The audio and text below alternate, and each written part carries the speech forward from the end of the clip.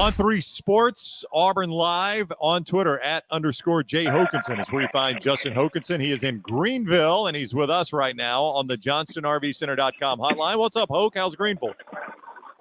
Going well. Auburn just wrapped up their little open viewing period here inside the arena. We talked to the players of Bruce Pearl, and so going well so far. They're here. Yeah. Oh, yeah. We, in fact, and this is a failure on my part to mention this. Auburn had some serious travel issues getting there. So my understanding, Hoke, is the plane. This is Lance's nightmare. The plane took off. They had some sort of mechanical difficulties and had to immediately return to Auburn. Is that right? Yeah. They were in the air. They had to return. There was a maintenance flight that came on. They returned to Auburn. Fortunately, they weren't too far, up in the air. They just left, so they came back to Auburn. And then the players and a few coaches got on 2 university jets and got into Greenville about 11. And then the rest of the staff and luggage got on buses, and they got in about 1:30 this morning. And then they were at their first off-site practice, at like 9 this morning. So. LT, would you have gone replacement plane or bus, given the choice? I think I would have gone bus. At that point, you go straight bus. Grad assistant, give me a ride up, depending on who the player is. Yeah, if I had any pull at all, we would have looked at that. Hey, Hope, this team has always played with a little swagger. They start 22-1, but they've been 5-4 down the stretch. They have struggled. Where are they, do you think, though, confidence-wise coming into this tournament? That's a good question. I mean, part of me says this team never really lacks confidence. And so sometimes it's a good thing and sometimes it's a bad thing. I think we'll find out in this game. This is an important game. And I think Bruce hit on it a few minutes ago talking to the media. Look, Walker Kessler is the only player on this team that's played in the NCAA tournament game. That's it. He's played in 1. And so you've got a team that obviously has accomplished a lot, but in terms of postseason, none of these guys know what it's like to play a game that could be your last of the season. So I think a lot's going to depend on that first half and just see how they play, see how loose they are. If they can survive and get past the first one, it's kind of one of those teams that then you got to watch out. If they can get some experience under the belt on the job training, they can be dangerous. But they're not really lacking confidence. That's I guess a good thing. But I think Bruce hit on something that's important, and that is, look, December, January, they were playing with not a lot of not high expectations, right? They weren't the favorites to win the SEC and all that, and they played fantastic. I think once it settled in that, okay, we're leading the SEC, we've really got a chance to win a championship, things change, and it's hard for those things to not change when you're a player and start to think about the end result. And he said, I've got to get my guys back to thinking about the process and having fun. So we'll see kind of what they look like on Friday. Justin Hokanson is with us on the JohnstonRVCenter.com hotline on 3 Sports, Auburn Live. He is in Greenville, as you hear in the background.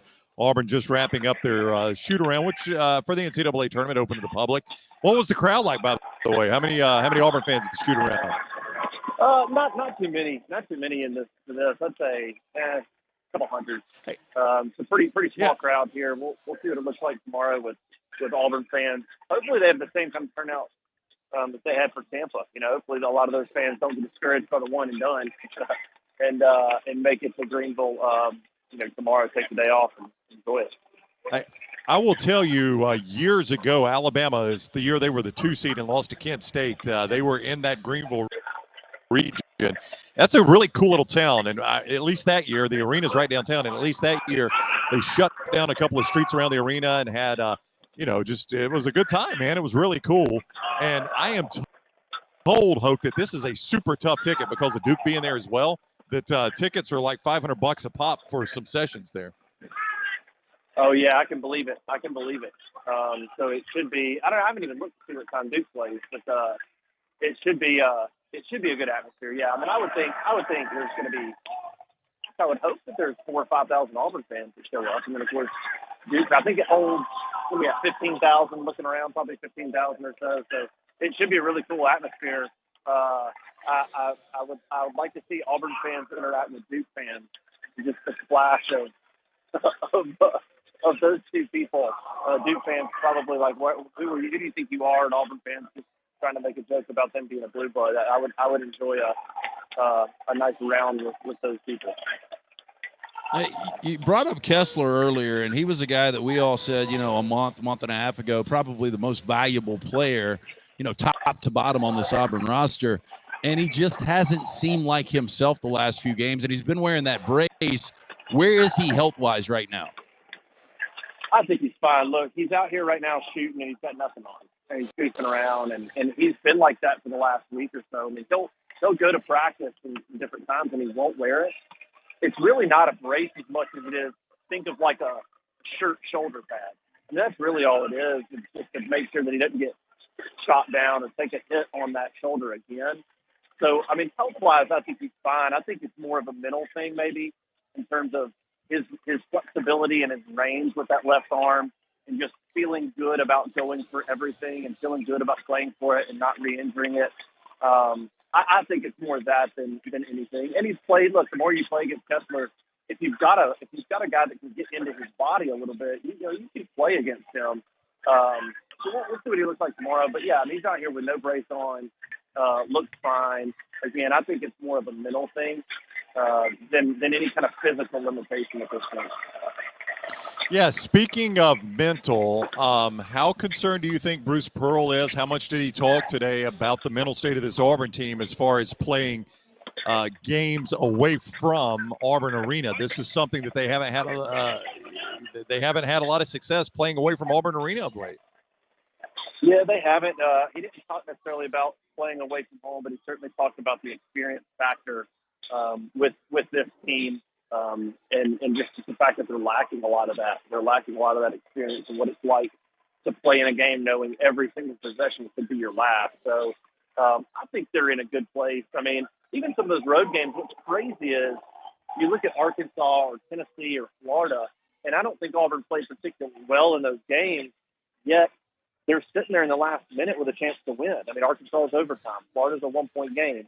And so, golly, there's something to be said about their ability to stay in these games and play defense and be in a 40-minute game. I mean, they're like the only team that I've seen in the top 20 or so that doesn't have a double-digit loss on their record. I mean, they just, even when they don't play great, they play good enough defense that they stay in these games. So I think the key will just be shooting. The shooting numbers are so different, home and away.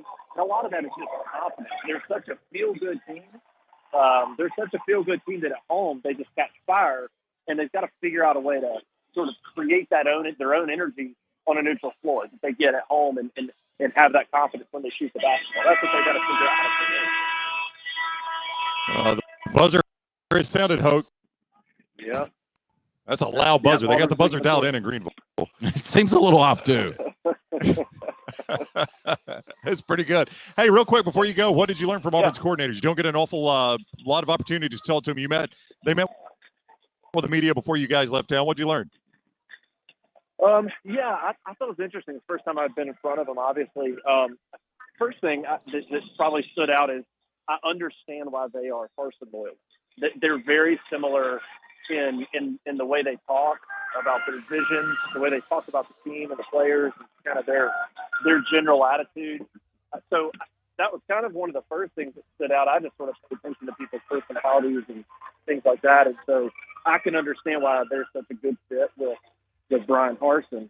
But it was impressed. I mean, Eric Keesall, for a guy that was an analyst a year ago, he's been an OC before that, obviously. But I was impressed with his demeanor and Jeff Schmedding as well. So they've got a long way to go. I think they both talked about depth issues at different positions on the team and openly needing. I mean, Jeff Schmedding was practically recruiting. He's like, hey, we're actively seeking. It's like job hunting. He's like, we're actively seeking edge position players. So I think they've got some depth issues that they've got to get fixed with Seaver on the offensive side as well. But that's probably what stood out to me is just when you talk about the vibe and kind of the cohesiveness of this coaching staff, they both talked about the vibe being really good in the building right now, and probably as good as it's ever been. And so I think that's just going to be really important. Obviously, you got to have talent. There's a lot of things that got to go your way, but I think for Harsin and the way he operates, having a staff on the same page and having the right vibe and the right buy-in from players and coaches is a massive, massive deal for what he's trying to get accomplished. And so that's probably the biggest thing I took out of it was just sort of listening to them talk about that listening and talk about the transition from year 1 to year 2 and where they're at. It certainly sounds like from that point they're in a much better spot. All right, go follow Hoke on Twitter at _J Hokanson, and you can read him Auburn Live, part of On3 Sports, and he's up in Greenville for Auburn and Jacksonville State, and the second round as well. Hoke, thank you so much, man. Take care, and we'll talk again soon. All right, sounds good, guys. Have fun. All right, Justin with us from the arena there in Greenville on the JohnstonRVCenter.com hotline.